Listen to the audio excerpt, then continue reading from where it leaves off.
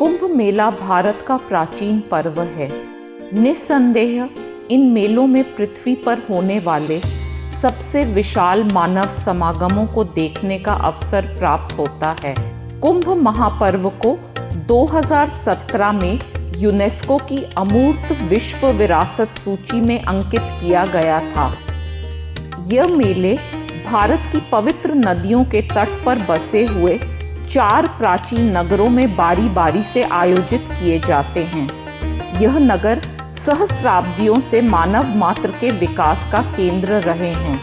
हरिद्वार में मोक्षदायिनी गंगा, प्रयाग का त्रिवेणी संगम या गंगा यमुना और अदृश्य सरस्वती का मिलन स्थल, उज्जैन या अवंतीपुरी में शिप्रा और नासिक में गोदावरी या दक्षिण गंगा कुंभ महापर्व के केंद्र बिंदु हैं।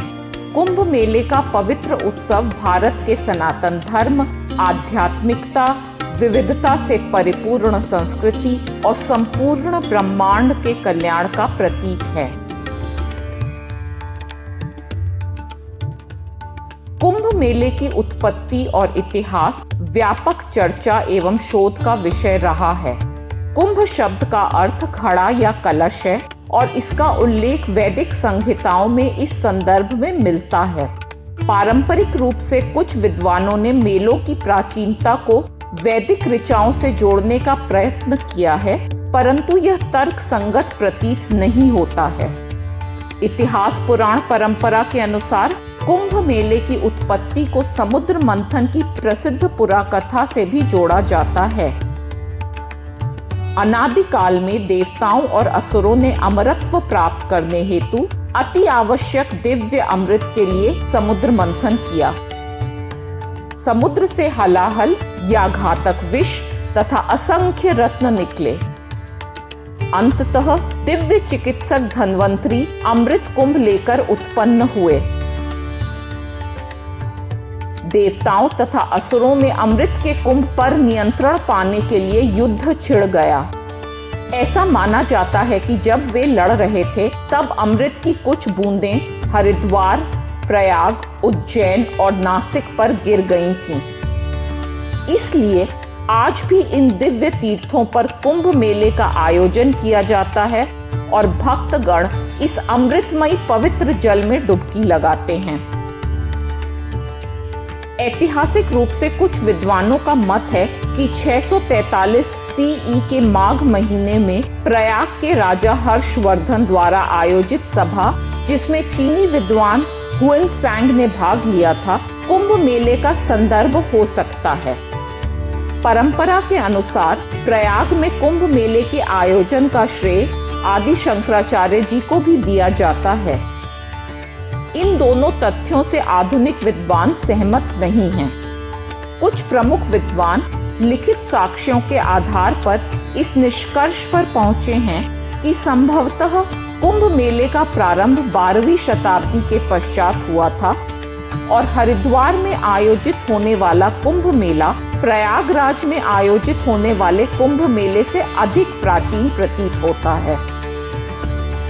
इतिहास के दृष्टिकोण से मध्य युगीन प्रतीत होने वाला कुंभ मेला वास्तव में प्राचीन काल से भारत में प्रचलित अनेक कथाओं, प्रतीकों, अनुष्ठानों और पर्वों का एक बहुरंगी एवं अनूठा समन्वय है।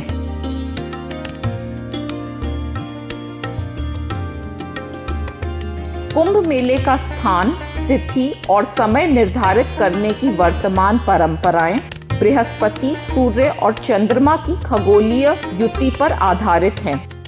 सामान्य रूप से इनका स्रोत स्कंद पुराण माना जाता है, परंतु ये उद्धरण विवादित हैं। आमतौर पर पूर्ण कुंभ मेले हर 12 वर्ष के बाद हरिद्वार, प्रयाग, उज्जैन और नासिक में आयोजित किए जाते हैं। इनके अतिरिक्त हरिद्वार और प्रयाग में हर 6 साल पर अर्ध कुंभ का आयोजन भी होता है।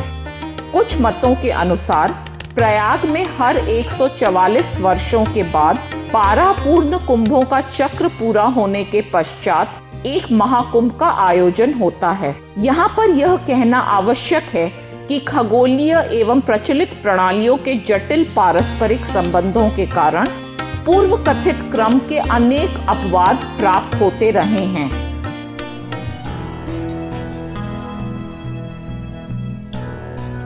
कुंभ मेलों में हमें परब्रह्म की खोज में तल्लीन रहने वाले असंख्य साधुओं, साध्वियों, संतों, योगियों और सन्यासियों का विराट समागम देखने का सौभाग्य प्राप्त होता है। कुंभ मेले विशेष रूप से मान्यता प्राप्त 13 अखाड़ों से अभिन्न रूप से जुड़े हुए हैं।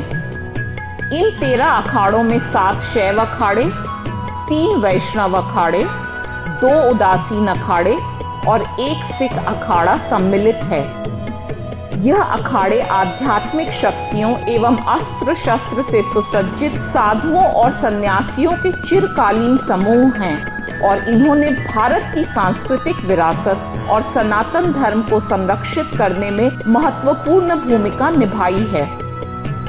ऐतिहासिक रूप से कुंभ मेलों में इन अखाड़ों के बीच समय समय पर हुए कुछ संघर्षों के प्रसंग भी मिलते हैं। कुंभ पर्व का एक मुख्य आकर्षण इन अखाड़ों की भव्य शोभा यात्राएं होती हैं, जिन्हें पेशवाई भी कहा जाता है। योग साधना में लीन तपस्वियों का दर्शन कर जन साधारण का हृदय श्रद्धा और आध्यात्मिकता से ओतप्रोत हो जाता है।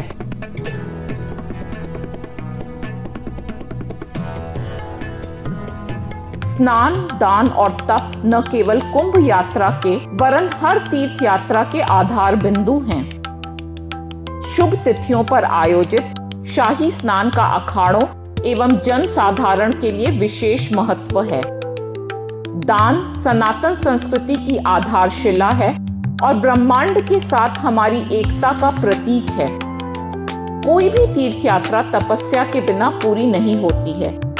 यज्ञ और तप आत्मा और शरीर को शुद्ध करते हैं और हमें शाश्वत सत्य की ओर जाने का मार्ग दिखाते हैं। पौराणिक परंपरा के अनुसार कुंभ मेलों के दौरान कल्पवास को तप का एक महत्वपूर्ण रूप बताया गया है। कल्पवासी पवित्र नदियों के तट पर निवास कर कठोर तपस्या करते हैं और लंबे समय तक भौतिक एवं शारीरिक सुख का परित्याग करते हैं।